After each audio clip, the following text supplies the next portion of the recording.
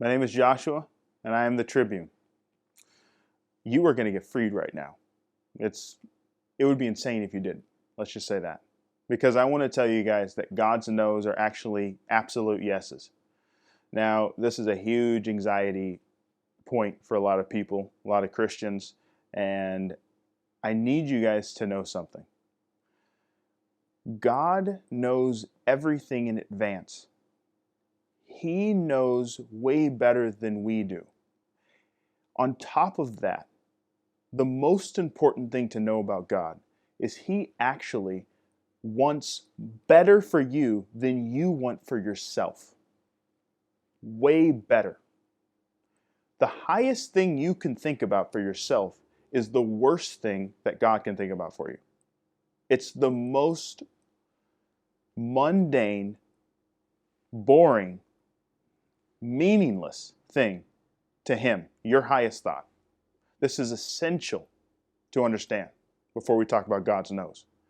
Because if you don't understand this, then you will get angry over something that's so subpar that if you knew what He had planned for you, you would actually think that what you want is Satan.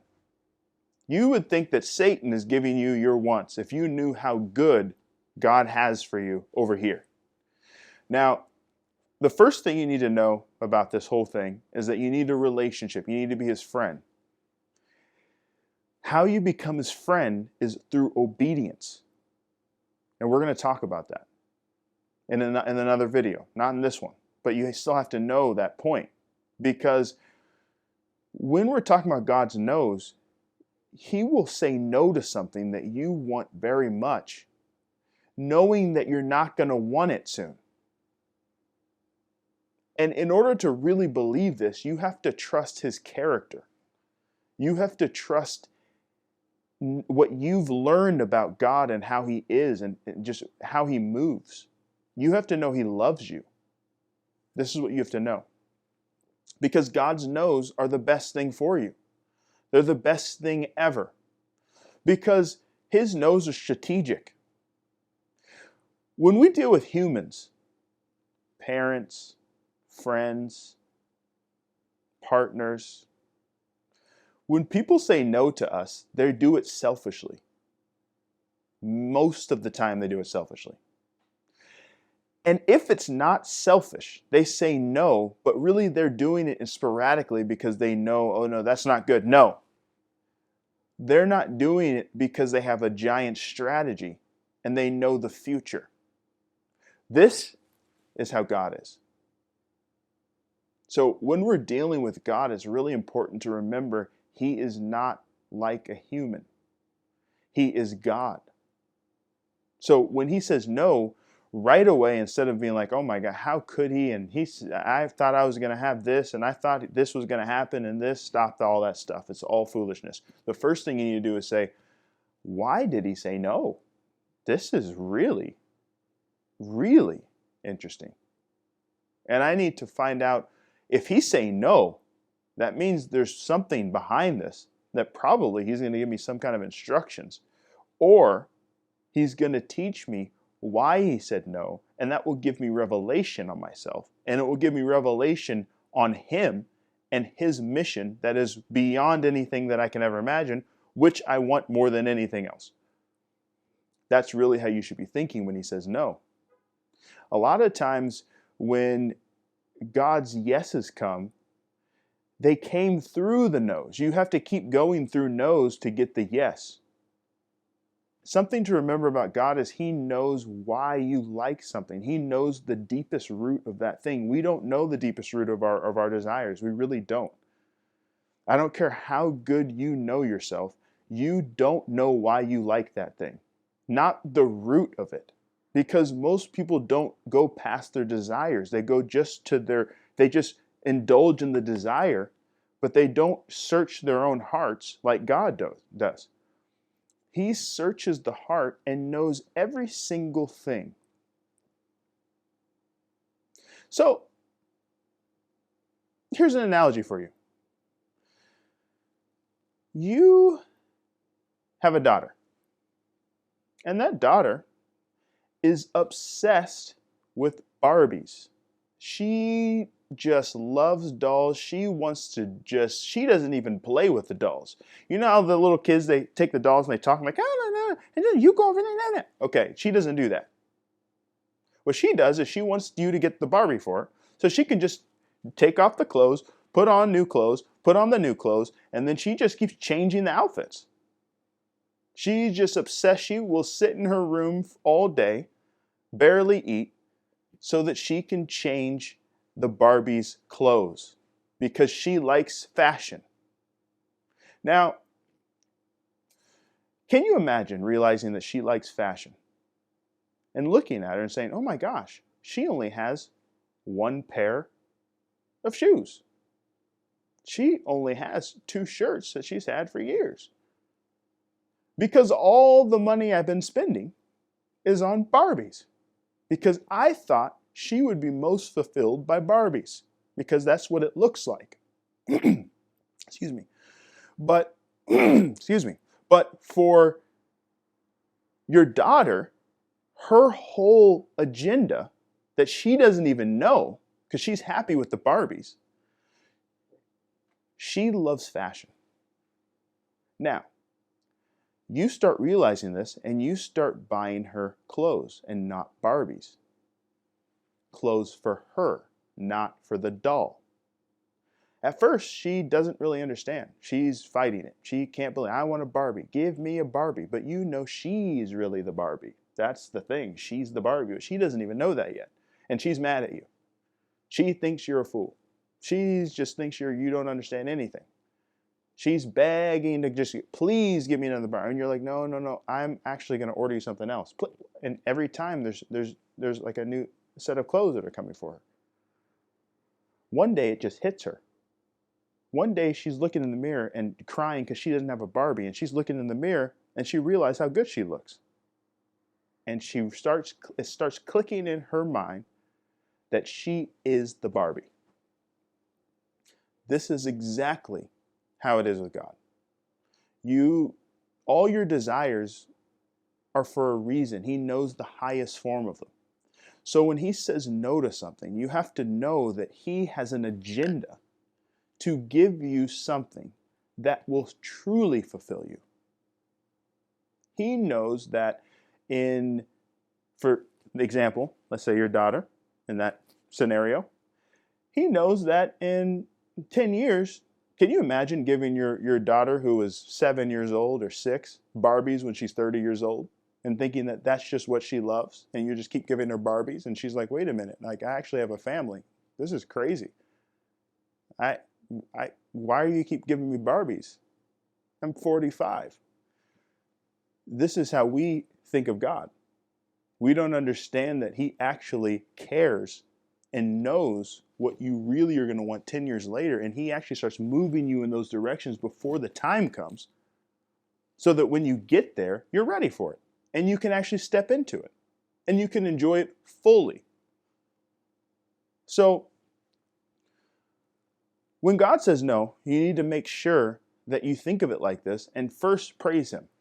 You need to be very thankful for it because it means there's something better coming. It means there's something that is amazing that you can't even imagine. That's what that means. And if something doesn't come right away, you need to then think of, God, what do you need to prepare with me to get ready for the thing that is way better than what I thought? That's what you have to do. And you have to snap right into it as soon as possible. Because you fighting God over this opportunity that you wanted will waste time and cloud your hearing and waste energy that you need to prepare for the thing he's bringing. Because this is the difference between the world and God. When God is going to bring you something, you need to do some preparation. You cannot just step into this thing. And I'm not talking about this regular preparation that we do to get ready for a job, and I need to get a new suit, or I need to, study this and prepare for that and all this kind of stuff. That stuff is not at all what I'm talking about. I'm talking about preparing things that you just can't think of. You don't know unless you talk to God, because you don't realize how wonderful it's going to be. This is what you need to do. So the moment I get a no, I'm like, whew, I need to find out what God's thinking as soon as possible because I know something else is coming and I need to get ready for it. I don't care if it takes 5 years. I don't care if he says no 20 times and I keep on preparing something each time, because a lot of the times he'll say no to guide you. He'll say no so that you can prepare a little bit more. He guides you through no's so you can just keep preparing. By the time you come to the end of your preparation, you've amassed unbelievable things. Because you're striving, you keep striving to the next dimension with him. That's what happens. So, when God says no, it means yes, yes, yes. It means absolutely. It means you were closer. It means hurry, you're almost there. That's what it means. It's crazy. So, if we know this with the principle about our daughter, the Barbie, we need to remember that for our own lives. And he's a way better father than any parent you can imagine. I don't care how good your parents are. It makes no difference. They are wicked compared to him. And when I say wicked, I'm not talking about morally, I'm talking about understanding. I'm talking about carnality. They don't have understanding. They are tainted. God is pure. He's totally pure. He has total understanding. So sometimes when God says no, you have to make sure you look at, why did I want that thing? That is key. Key. Because if you don't know why you want that thing, then you won't have the clues to see where he's going. Because he always uses your deepest desire. And especially when you're working with him, he will give you desires. He will plant desires in your heart so that you can start moving in the direction. He can give you 10 no's, and then finally you'll get to the place where this is unbelievable. And I'm finally here, where I understand what you were saying, what you were trying to get me the whole time. You're actually going to thank him for your no's. The thought of him allowing you to do what you wanted to do after you've gone through your no's, just after that, the thought of even that he might allow it will depress you. You will look and say, I can't believe I wanted that. And you'll be saying, thank God he didn't give me that. That would have been horrible for me compared to this. We're talking about good things over here. The things he said no to were good things. And compared to this, though, they're horrible things. Think of that. Think of that switch. That's unbelievable. You couldn't even imagine. This is what you should be striving for. So, the reason why God's yeses look like no's a lot is because he has a strategy. The reason why he doesn't tell you, I'm saying no, but this is a strategy. Move over. If you do this, he doesn't. Because you need faith. Faith is key. Why? Because faith brings relationship. You get to know his character. You need it. So that whatever happens, you will be at peace. You need a relationship with God and to be his friend, because there are times when our own minds will plant something. There's times when Satan will come and plant something in your mind and get you stressed and anxiety. And there's times we'll give it to ourselves. For both of those situations, we will miss opportunities, miss direction, and actually miss parts of purpose if we don't know God's character. So how we combat those situations against our own mind, against our own heart, and against the enemy is we say, no, I know God's character. No, that's not what he said. He's not like that. So it gives you peace. So you can stand in fire and not burn up, because it's all up here. It's all in here. This is what the scriptures teach us, but people don't think of themselves like the people in the scriptures. Because we're not used to believing God for unbelievable things. We're used to believing God for things that Satan's children have already. This is the big problem. And this is what makes you so angry when God says no. Because you're looking at Satan's children and saying, are you and he's like, they have foolishness. That's not, I'm not even shooting for that. So no.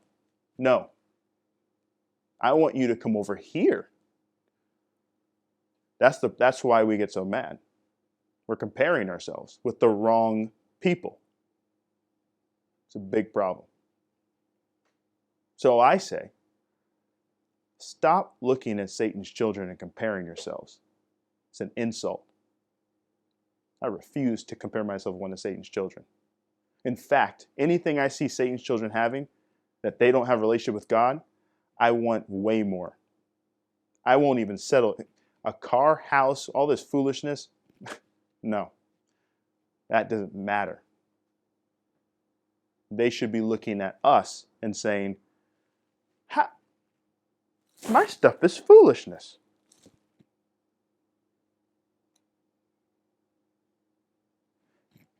This is how it should be. And I refuse for that not to happen. I will sacrifice anything for that to happen. I really don't care. I cannot come to the end of my life and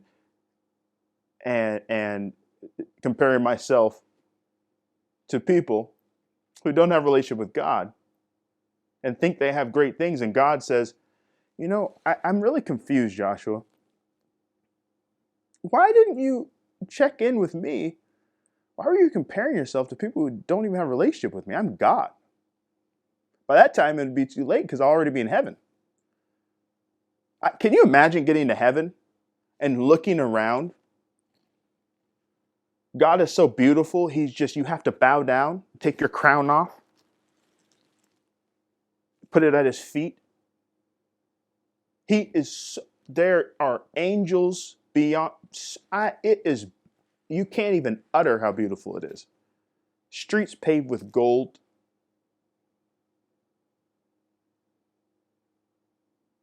So much that jewels and gold and platinum, it's not even valuable. This is dirt in heaven.